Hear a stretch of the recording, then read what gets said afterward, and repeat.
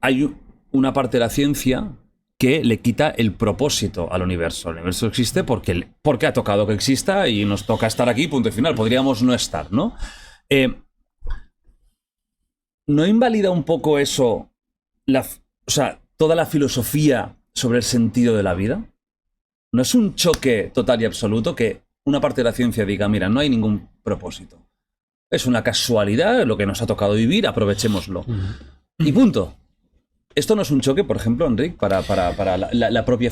¿no? Sí, pero yo el creo que sentido de la vida, la filosofía. Yo creo que este es un caso de una filosofía que se está escondiendo debajo de la bata del científico. O sea, yo no diría que eso es una conclusión de la ciencia. O sea, yo no veo de qué manera, en qué momento, con qué experimento demostró la ciencia que el universo no tiene un propósito o que la vida no tiene un sentido, ¿no?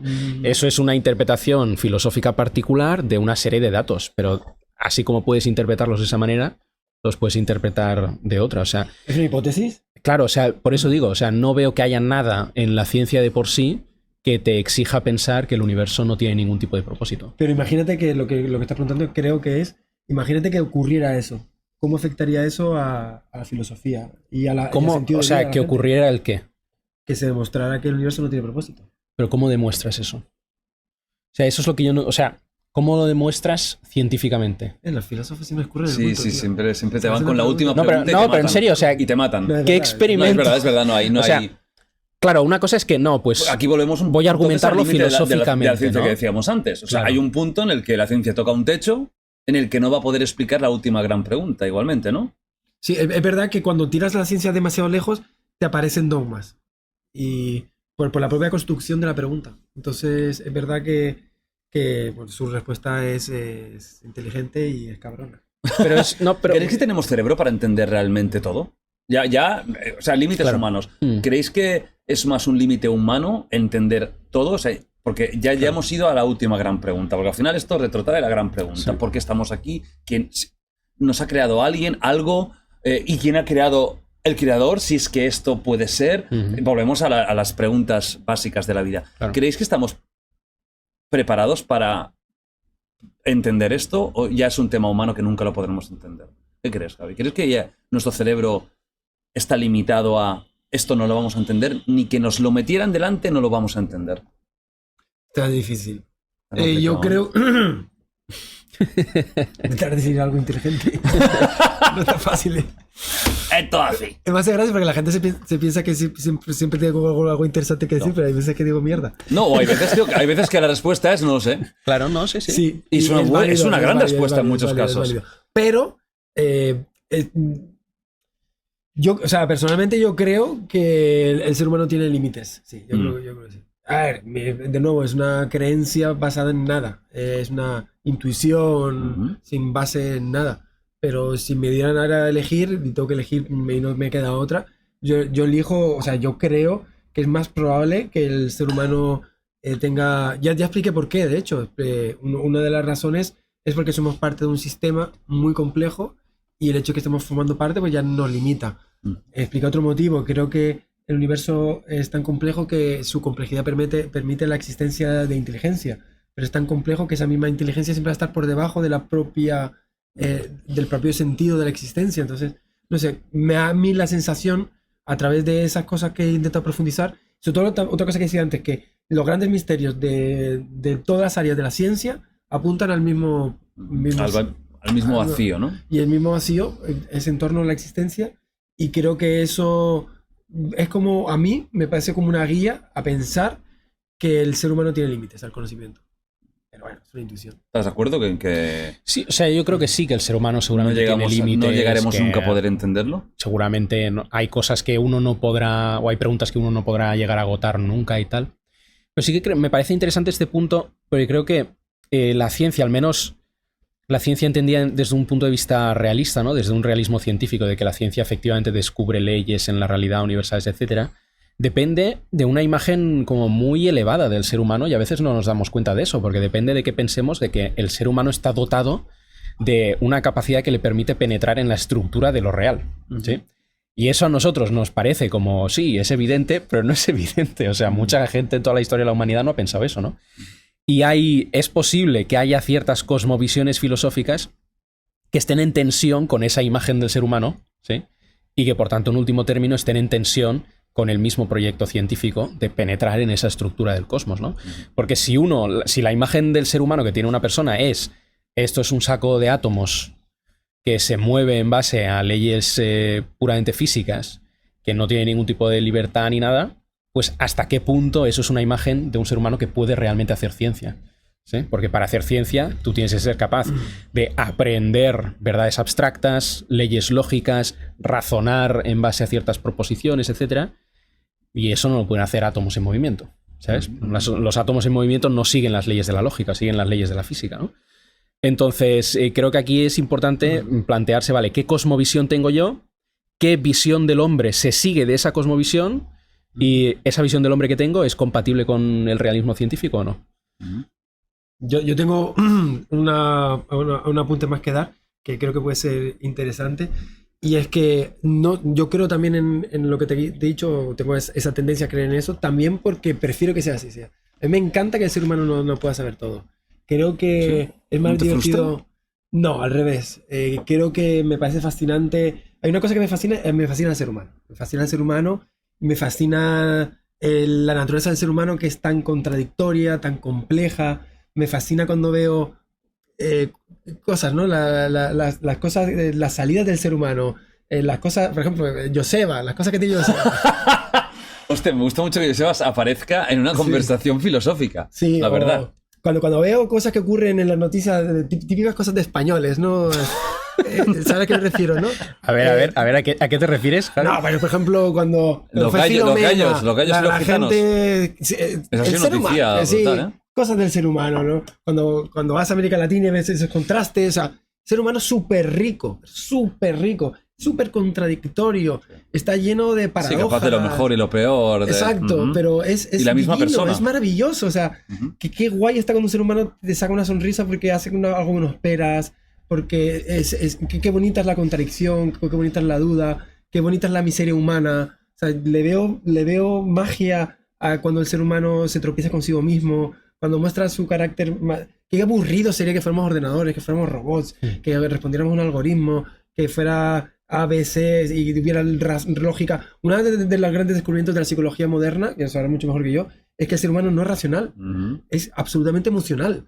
Y qué bonito, tío. O sea, si fuéramos máquinas de tomar decisiones como si fuéramos diagramas de flujo, qué puta mierda de vida. Yo no quiero vivir ahí. O sea, me encanta ver el ser humano como ese ser imposible de comprender. Me gusta la montaña rusa, ¿no? Sí, y que creo que es lo que hace divertido la vida. O sea, ¿qué es el amor? Decía Carles Torá.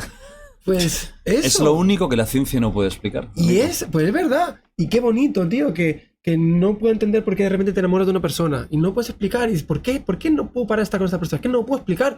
Qué bonito no puedo explicar. Qué aburrido sería, no, porque es que teniendo en cuenta el flujo, no sé qué, cállate.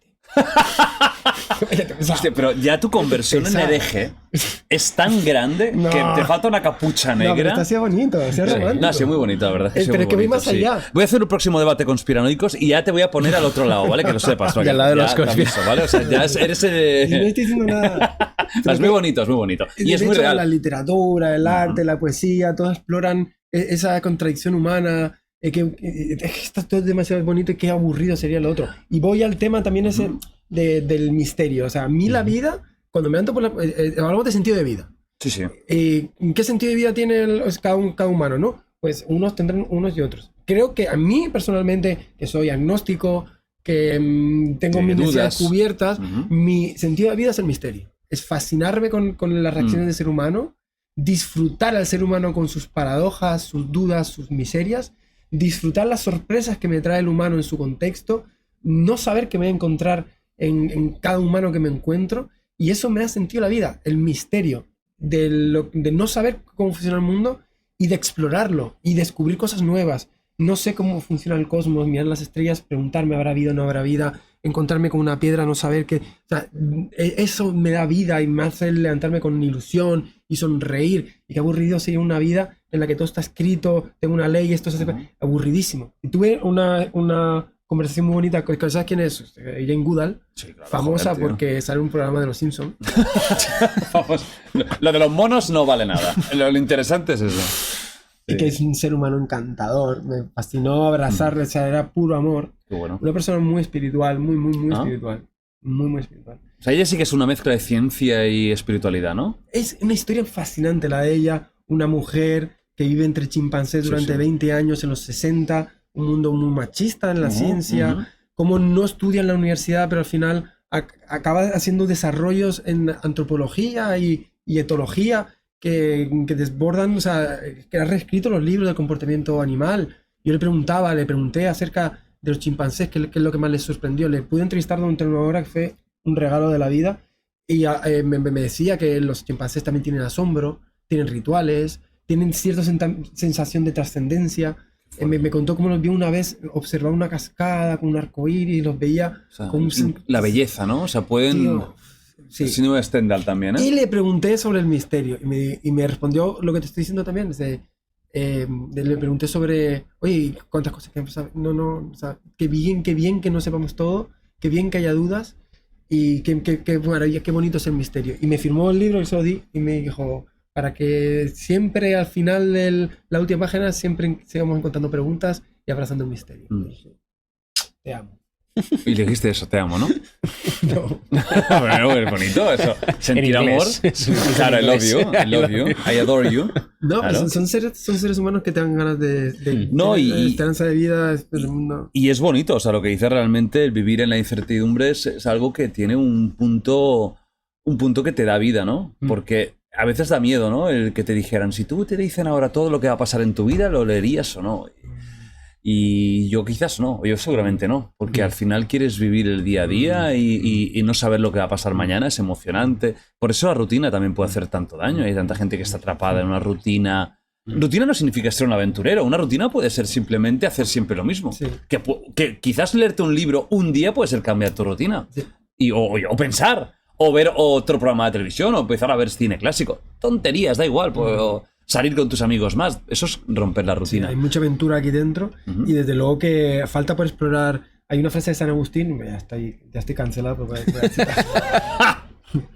Que el ser humano puede llegar a lo alto de las montañas, al último valle, explorar los ríos, pero a la vez abandonarse a sí mismo. Y es verdad que lo que dice exactamente, que al final hay un universo aquí dentro por explorar. Y que bien está viajar, y te vas a India, te vas a Brasil, y es una forma de explorar la vida, pero hay otra forma de explorar la vida que es hacia adentro, Claro. y que no requieren más que un sofá, bueno, ni siquiera el sofá, el suelo. Sí. Es muy barato para los filósofos. y es muy rico, y te permite entender la vida de otra manera, y es una forma de gozo y disfrute gratis que... Pero no nos educan a ello. O sea, la introspección es algo que realmente viene de uno mismo porque no educan a ser introspectivos. Tendría que ser algo que yo creo que nos tendrían que al menos animar a ello. Luego, Sí, es sí, difícil sí, educar a algo tan interno, pero sí que te pueden decir que al menos existe. Sí. O sea, al final no nos lo han dicho. Tú tienes una edad, muchas veces los padres no hablan de esto, Sí. porque no es una conversación, en la escuela no te lo Sí. enseñan y Sí. es bonito. Le pidieron a los 7 grandes sabios de Grecia que escribieran una frase en el oráculo de Delfos, y la gran frase, que al final Sócrates es como la gran frase suya, es la de conócete a ti mismo. Y es una realidad, o sea, creo que el sentido de la vida también puede ser conocerte a ti mismo. Y no es fácil conocerse a sí mismo, no es fácil aguantarte a ti mismo.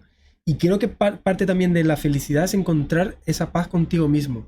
Sí, me estoy poniendo muy budista, ¿no? Sí, sí, Pero sí, es sí. verdad, es Te verdad. falta una estampita ya, ¿eh? O sea, te la voy a imprimir.